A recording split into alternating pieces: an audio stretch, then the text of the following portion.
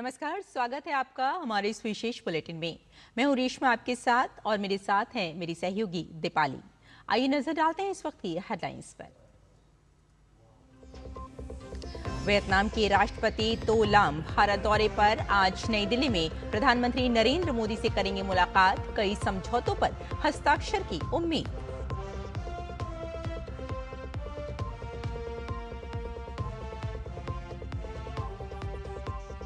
पश्चिम बंगाल को 9 मई को मिलेगा नया मुख्यमंत्री। भाजपा ने तेज की सरकार गठन की तैयारियां। केंद्रीय गृह मंत्री अमित शाह के नेतृत्व चयन की प्रक्रिया कराएंगे पूरी।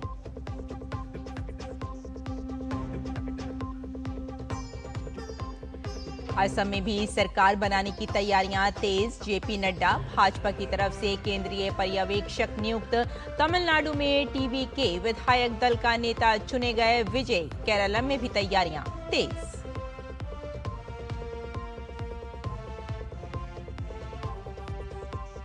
अमेरिकी राष्ट्रपति डोनाल्ड ट्रंप ने होर्मुज को फिर से खोलने का ऑपरेशन प्रोजेक्ट फ्रीडम रोका। ईरान के साथ समझौते की दिशा से हुई प्रगति के बाद लिया फैसला, कहा नाकेबंदी रहेगी जारी। और एशियन बॉक्सिंग चैंपियनशिप में भारत के युवा मुक्केबाजों का दमदार प्रदर्शन। महिला मुक्केबाजों ने पहले ही दिन 5 शानदार जीत दर्ज की।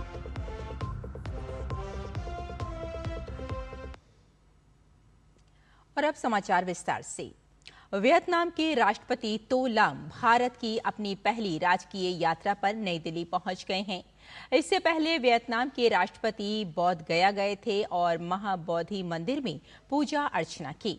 उन्होंने वियतनामी मठ का भी दौरा किया, जहां उन्होंने विभिन्न धार्मिक और सांस्कृतिक गतिविधियों में भाग लिया।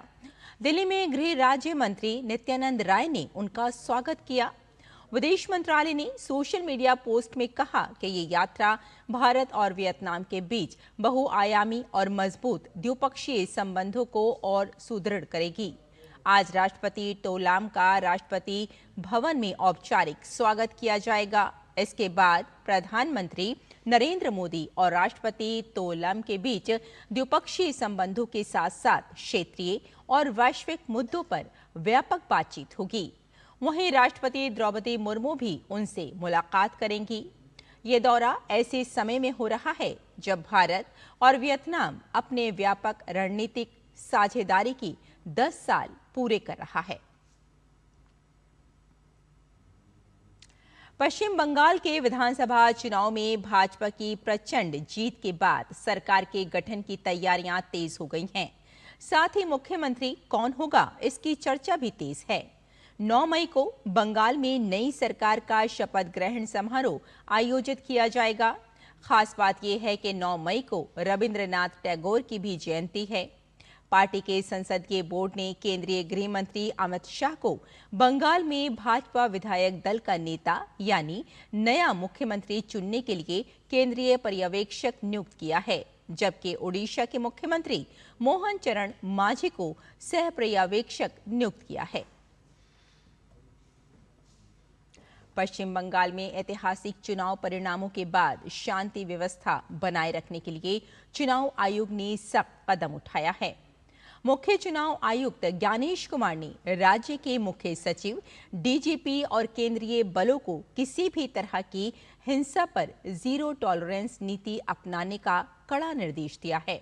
इसके साथ ही सीईसी ने राज्य में हिंसा भड़काने और तोड़फोड़ करने वालों के खिलाफ तुरंत और कड़ी कार्रवाई के स्पष्ट आदेश दिए हैं। आयोग का साफ कहना है कि किसी भी सूरत में कानून व्यवस्था नहीं बिगड़नी चाहिए और उपद्रवियों को बिना देरी के गिरफ्तार किया जाए। हालात को पूरी तरह नियंत्रण में रखने के लिए कोलकाता पुलिस ने सोशल मीडिया पर भ्रामक और भड़काऊ पोस्ट करने वालों पर भी सख्त कानूनी कार्रवाई की चेतावनी दी है। पश्चिम बंगाल में आए जनादेश के बाद मुख्यमंत्री ममता बनर्जी ने पद छोड़ने से इनकार कर दिया है। इस पर पश्चिम बंगाल भाजपा अध्यक्ष समीक भट्टाचार्य ने कुछ भी कमेंट करने से इनकार करते हुए कहा कि संविधान में इसका प्रावधान है, जो कुछ भी होगा संविधान के दायरे में ही होगा। वहीं असम विधानसभा चुनाव में प्रचंड बहुमत हासिल करने के बाद भाजपा ने सरकार गठन की प्रक्रिया तेज कर दी है। इसी क्रम में भाजपा ने केंद्रीय पर्यवेक्षकों की नियुक्ति भी कर दी है। गुवाहाटी में भाजपा राज्य मुख्यालय में घटक दलों की बैठक हुई, जिसमें आगे की रणनीति पर विचार विमर्श भी हुआ। पार्टी ने असम में विधायक दल के नेता के चुनाव के लिए केंद्रीय मंत्री जेपी नड्डा को केंद्रीय पर्यवेक्षक और हरियाणा के मुख्यमंत्री नायब सिंह सैनी को सह पर्यवेक्षक नियुक्त किया है। भाजपा ने जीत के लिए असम वासियों को धन्यवाद किया है, तो वहीं करारी हार के बाद कांग्रेस आत्ममंथन की बात कर रही है।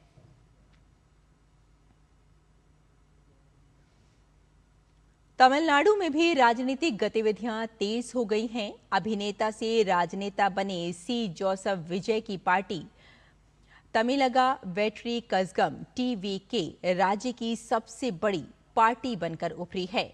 पार्टी के शानदार चुनावी प्रदर्शन के बाद नवनिर्वाचित टीवीके विधायकों ने विजय को औपचारिक रूप से अपना विधायक दल का नेता चुना। बैठक में पहली बार निर्वाचित हुए पार्टी सदस्य उत्साहित और जोश से भरे नजर आए।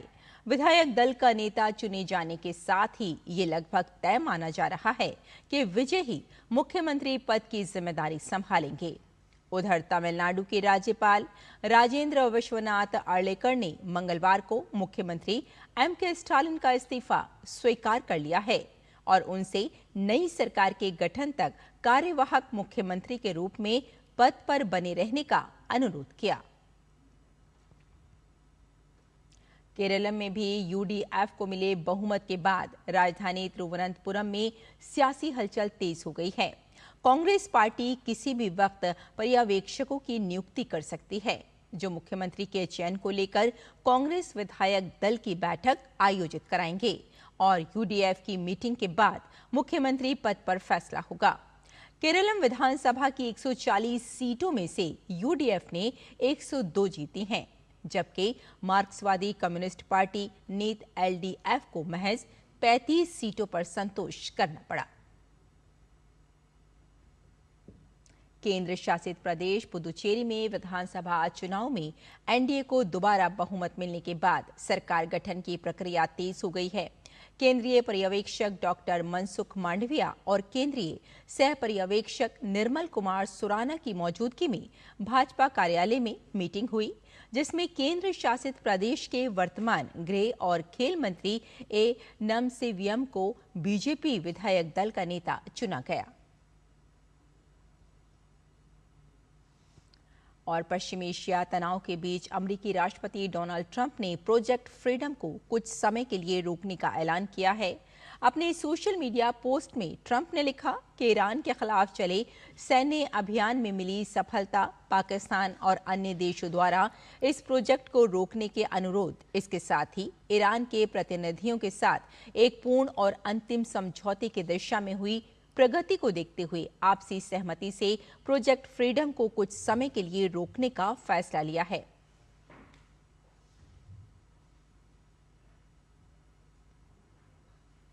और एशियन बॉक्सिंग अंडर 15 और अंडर 17 चैंपियनशिप 2026 में भारतीय युवा मुक्केबाजों ने उज्बेकिस्तान में शानदार प्रदर्शन के साथ अपना अभियान जारी रखा है। अंडर 17 लड़कों की प्रतियोगिता में यश यादव ने तुर्कमेनिस्तान के सुलेमान अहमदोव पर 5-0 से शानदार जीत दर्ज की, जबकि करुणा अल्बर्टसन कोम ने ताजिकिस्तान के अली नजराव के खिलाफ 4-1 से जीत हासिल की। लड़कियों के अंडर 15 क्वार्टर फाइनल में खुशी राणा ने वियतनाम की नगोक टूक गुयन को खिलाफ पहले राउंड में ही जीत हासिल की, जबकि हंसिका अत्री ने उज्बेकिस्तान की विसोला बख्तियारोवा को 5-0 से हराया। वहीं लड़कों के अंडर 15 वर्ग में समीर बोहरा ने चीनी ताइपे के हाउ टिंग चांग पर 5-0 से शानदार जीत दर्ज की। भारत के अंडर 17 महिला मुक्केबाजों ने अपने अभियान की जोरदार शुरुआत करते हुए पहले ही दिन 5 शानदार जीत दर्ज की। लड़कों की कैटेगरी में नीला नरेंद्र कुमार ने सऊदी अरब के खालिद अल होस्सा के खिलाफ पहले ही राउंड में जीत हासिल की।